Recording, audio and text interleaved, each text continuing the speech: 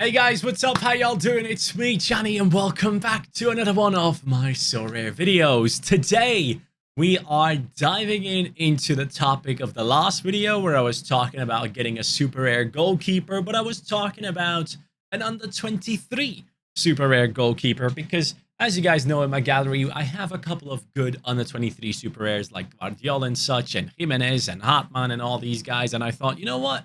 Why not just go ahead and get an under 23 super goalkeeper? But as you guys know, my gallery is called Learning Through Failure, and I would say that thought process was a failure because instead of going in and increasing strength in an area where I'm already looking strong, which is the smart thing to do, right? If you're a football team like Manchester City and you win titles, you buy players that make you stronger to keep that level up, right? That's what you do. But I just basically said, you know what? I have a team that just about didn't get relegated. Let me just go ahead and sign one good player and see how things go. Maybe next time around, we're going to be looking better. So I saw the failure in there and I realized, you know what? Let's do it differently. That's why I got myself Justin Bylo's Super Rare Goalkeeper card. Yes, my friends. Justin Bylo. Yes, we have him in the club now, guys. I'm extremely excited to be able to say that we have a Feyenoord 4-man super rare stack now.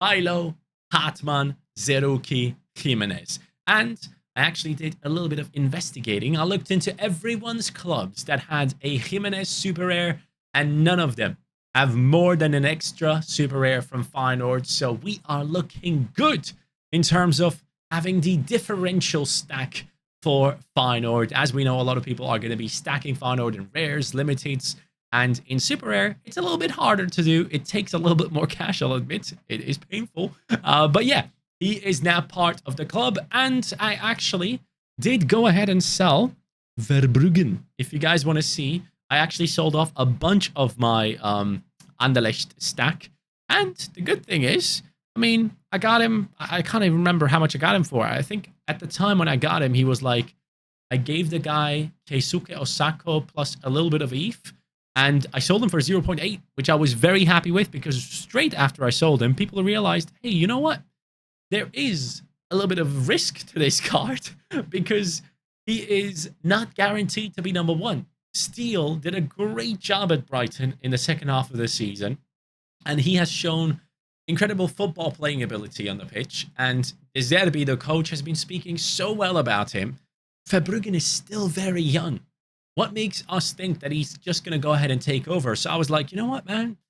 Maybe instead of having an under 23 goalkeeper in rare that is worth 0.8 ETH, or like 0.6, 0.7 actually, at the time people were listing the card at 0.64.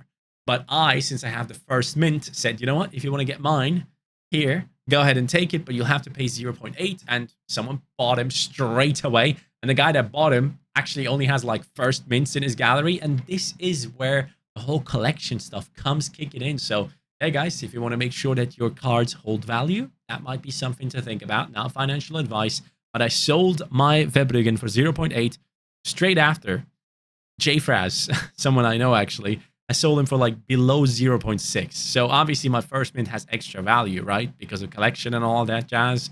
But still, like, he has been dropping in value lately. And the main reason as to why I actually even thought about listing him on the market was this. So if we go into the goalkeepers, right? Actually, how much did I sell him for? Verbruggen, let me just double check. Verbruggen right now is going for how much euros? Let's say 1,100 basically, right? So if you go into the goalkeeper section here, you start to filter, and you filter by rare value. If we look at this, we are seeing that there is not much upside left for Verbruggen. Like, even if he played every game, I don't know if he does go above any of these guys. So I was already looking at like 1,100 euros to 1,600 euros range and thought, the downside is too big. If he doesn't start, I'm going to lose a lot of value in this card. So I just put him up for 0.8, which again was actually 1,340 euros basically. And that is, again, in like this range. That's like Ter Stegen range. That's Thibaut Courtois range. I just said to myself, these guys are guaranteed bangers. I don't feel comfortable having that potential downside. I let him go because I initially brought in Verbruggen because I believed in him. Why is this mic making that weird noise? Hold on a second. Okay, maybe now it's better. I'm not too sure. But anyways, I have gone ahead and sold him. He's gone. And because of that, I was actually able to not just buy low, I was able to get myself Mvogo. Yes, guys. Yvon Mvogo, the Lorient goalkeeper, is ours. He is another player from Lorient that I have now in Super Rare. Because as you guys might remember, I also do own another one. A player that I love that just transferred over there for Mosemendi. So I now have a defensive stack of Lorient in Super Rare, which is also usable in, obviously, cap modes, but also Champion Europe. And obviously, I'm not expecting them to do amazingly.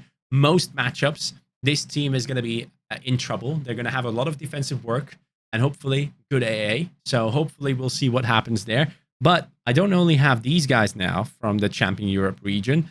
We also have the Girona boys. And this fits perfectly.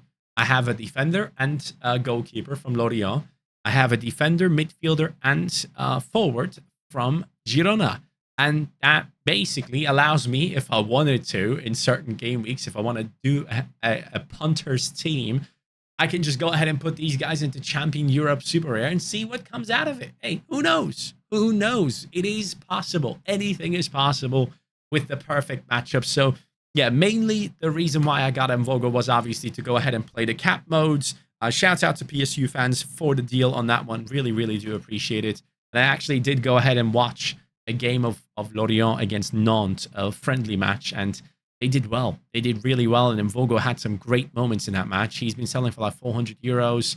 I basically got his super rare for, yeah, that's basically 3 times the amount, so 3 times the rare price, which is extremely fair from PSU fans, so I really do appreciate that. But yeah, guys, we are now in a situation where I feel extremely, extremely comfortable, and let me show you how comfortable my teams are looking. Here we go. My saved lineups, game week 397. It's so close. Just one more game week, lads. The one that starts tomorrow. And remember, deadline changes back to European deadlines. Make sure to put your teams in at the right time. But just that game week left, 396. When that one's passed, we are finally in Champion Europe region. I avoided the entire summer and I survived. And I planned out these amazing teams. Now, the crazy thing is, we obviously have the Feyenoord Super Rare 4-man stack now that I now will be able to use in Challenger Rare, Super Rare, or All-Star Super Rare, or Capped. Obviously, if they somehow fit in, I don't know how I'm going to make that happen. Maybe Cap 270 with a differential of a low-rated Super Rare. But generally speaking, we have a 4-man stack of Super Rares in. I honestly, at one point when I started with Sorare, I thought, oh, how sick would it be to have a rare stack of a team that I actually really enjoy watching. And I was thinking of like Liverpool and Bayern, and I'm like, I have Liverpool now. I have Bayern players now. And now I also fell in love with Feyenoord through the previous 2 years of Sorare. And I now have 4 of their players. 4 extremely talented, good players in great age.